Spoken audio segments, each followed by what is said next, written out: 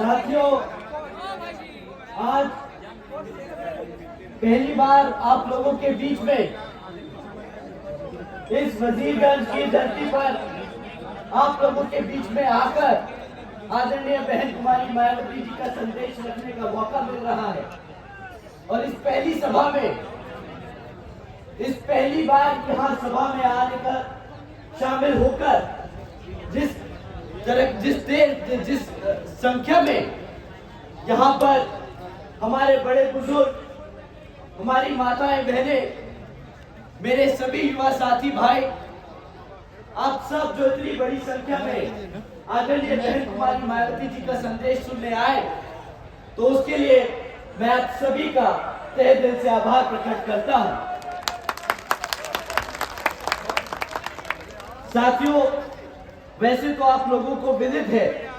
कि इस समय यहाँ पर आपके बिहार प्रदेश में विधानसभा के आम चुनाव हो रहे हैं, जिसमें हमारी पार्टी ने भी अपने उम्मीदवार चुनाव के मैदान में उतारे हैं, जिन्हें जिताने के लिए आप लोग दिन रात मेहनत कर रहे हैं। और इसके लिए मैं भी आप लोगों से अपील करने के लिए यहाँ आज आया हूँ। और इस संबंध में कुछ जरूरी बातें आप लोगों के बीच में रखने से पहले मैं हमारे देश में समय समय पर जन्मे दलित, आदिवासी एवं अन्य पिछड़े वर्गों में जन्मे हमारे महान संतों, गुरुओं व महापुरुषों में भी खासकर महात्मा ज्योतिबा फूले, छत्रपति शाहू जी महाराज, श्री नारायण गुरु, बाबा साहब डॉक्टर भीमराव अंबेडकर जी एवं मान्यवर साहब श्री काशीराम जी को पूरे दिल से नमन मैं अपनी श्रद्धा अर्पित करता हूं।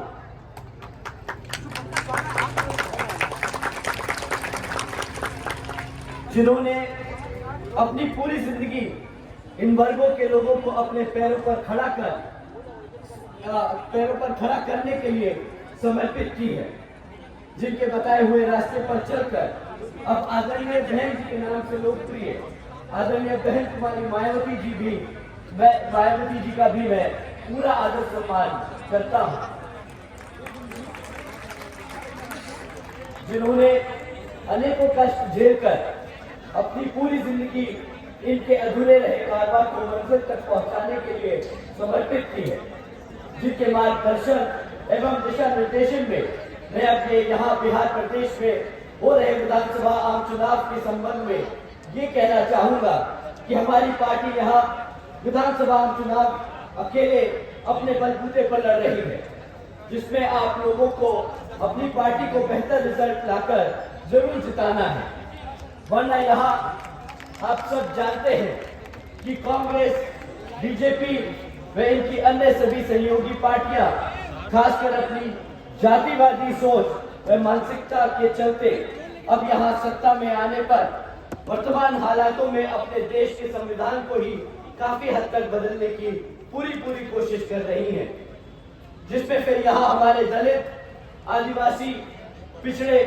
एवं अन्य उपेक्षित वर्गों के लोगों का हित कतई भी सुरक्षित नहीं है तथा न ही इनको आरक्षण का पूरा लाभ मिल सकता है। और फिर ये लोग पुण्य यहाँ गुलाम व लाचार बन सकते हैं, जिससे बाहर निकालने के लिए हमारे बाबा साहब डॉक्टर भीमराव अंबेडकर जी ने अपनी पूरी जिंदगी लगा दी। इसे भी खास ध्यान में रखकर आप लोगों को यहाँ चुनाव लड़ना और जीतना बहुत जरूरी है। इसके साथ साथ इन पार्टियों की संकीर्ण व पूंजीवादी सोच एवं सिद्धांत आदि होने के कारण यहाँ सब समाज में से हमारे गरीब व मुस्लिम एवं अन्य धार्मिक अल्पसंख्यक समाज के लोगों की आर्थिक स्थिति भी अभी काफी हद तक खराब हो चुकी है। साथ ही इनकी गलत नीतियों के कारण यहाँ सब समाज में से हमारे सभी गरीब, मजदूर, किसान, व्यापारी एवं अन्य मेहनतकश लोग भी अपनी खुशहाल जिंदगी बसर नहीं कर पा रहे। देश में पिछले कुछ वर्षों से गरीबी, बेरोजगारी व महंगाई आदि भी काफी हद तक बढ़ चुकी है, जिससे आम जनता काफी परेशान है। जबकि देश में बीएसपी एक ऐसी मात्र पार्टी है जो सत्ता में आकर इन सब मामलों में इनको बेहतर व खुशहाल जिंदगी दे सकती है। और इसका जीता जागता उदाहरण उत्तर प्रदेश में बीएसपी की राष्ट्रीय अध्यक्ष आदरणीय बहन कुमारी मायावती जी के नेतृत्व में 4 बार सर्वजन हिताय व सर्वजन सुखाय की नीति पर आधारित उनकी सरकार रही। लेकिन इसके लिए आप सबको समझना होगा, इसके लिए बीएसपी ने पहले यहाँ सब समाज के लोगों को जागरूक करके उन्हें पार्टी के हर स्तर पर तैयार किया और तब फिर बीएसपी की सरकार बन पाई। यहाँ ये आप सबको जानना और समझना बहुत जरूरी है। और बीएसपी की सरकार बनने पर तब फिर हमारी पार्टी ने हर मामले व स्तर पर यहाँ वर्षों से उपेक्षित रहे, खासकर हमारे दलित एवं अन्य उपेक्षित कमजोर वर्गों के लोगों को का हित व कल्याण में कई ऐतिहासिक कार्य करके दिखाए। साथ ही सर्व समाज में से हमारे सभी गरीब लोगों को की आर्थिक स्थिति को में काफी हद तक सुधार लाया गया और विभिन्न क्षेत्रों में लोग लगे हुए लोगों को की भी काफी हद तक सारी समस्याओं को दूर करने का काफी काम किया गया। इतना ही नहीं बल्कि अपने संतों, गुरुओं व महापुरुषों आदि को भी विभिन्न स्तर पर पूरा आदर सम्मान देने का काम किया, जिनकी यहाँ जातिवादी सरकारों के चलते काफी उपेक्षा की गई है। साथ ही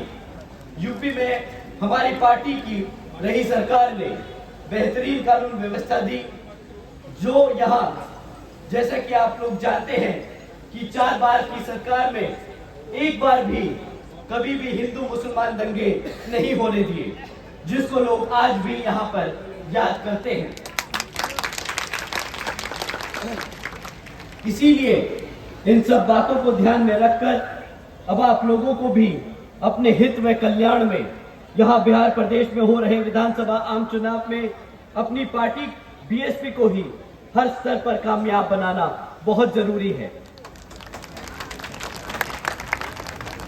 जिसके लिए आप लोगों को वोट पड़ने व वोट की गिनती होने तक भी विरोधी पार्टियों की सभी साम दाम दंड भेद आदि हथकंडों से जरूर सावधान रहना होगा। अर्थात अब आप लोगों को यहाँ पर कांग्रेस, बीजेपी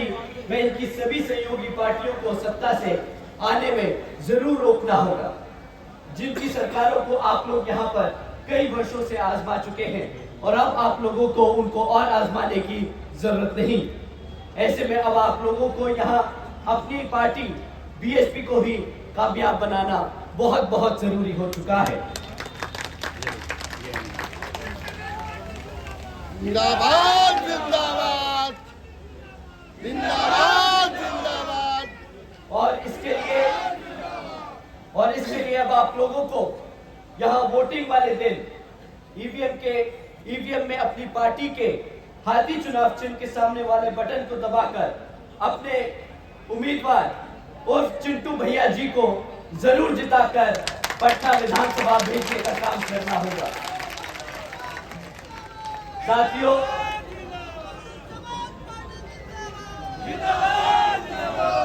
तथा अपनी पार्टी को सत्ता में लाकर हर संभव पूरा प्रयास करना होगा, तभी फिर यहाँ परम पूज्य बाबा साहब डॉक्टर भीमराव अंबेडकर जी एवं मान्यवर साहब श्री काशीराम आजी जी का पूरा अधूरा सपना जरूर पूरा हो सकता है। इसी खास अपील के साथ व उम्मीद के साथ मैं आप सभी का धन्यवाद करता हूं और आप सभी का एक बार फिर से आप सभी से अपील करता हूं कि आप अपने चिंटू भैया जी को हजारों और लाखों की संख्या में वोट डालकर यहां पर विजय बनाकर पटना भेजने का काम करेंगे। अपनी इसी अपील के साथ अपनी बात और इसके साथ साथ